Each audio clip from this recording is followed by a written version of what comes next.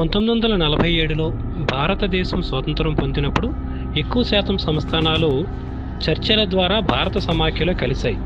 కానీ నిజాం పాలనలో ఉన్న హైదరాబాద్ మాత్రం వేరుగా ఉండాలని పట్టుబట్టింది.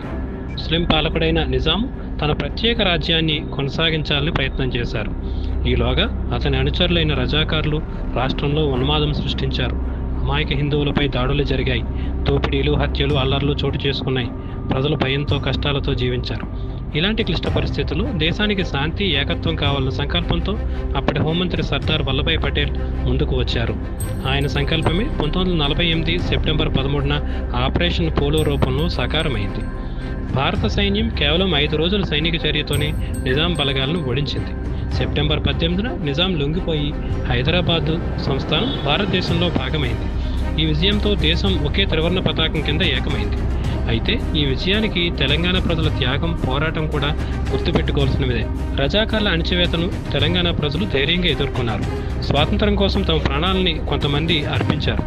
ఊరు తిరుగుతూ స్వరాజ్యం కోసం పిలుపునిచ్చారు. రైతులు, కార్మికులు, విద్యార్థులు అంతా కలిసి నిజాం పాలనకు వ్యతిరేకంగా గలమెత్తారు. ఆ కాలంలో తెలంగాణ భూమి అణచివేతకు వ్యతిరేకంగా తిరుగుబాటుతో తెలంగాణ అంతటా మార్మోగింది. భారత సైన్యం రావడానికి ముందు నుంచే ప్రజలు స్వయంగా స్వేచ్ఛా ఉద్యమాన్ని నడిపారు.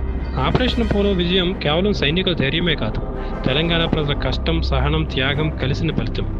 అందుచేతనే ఈ రోజు అంటే సెప్టెంబర్ 13వ తేదీన సర్దార్ పటేల్ మహోన్నతిని స్మరించుకోవడమే కాకుండా తెలంగాణలో స్వేచ్ఛ కోసం పోరాడిన పోరాట యోధులను కూడా గౌరవంగా జ్ఞాపకం చేసుకోవాలి.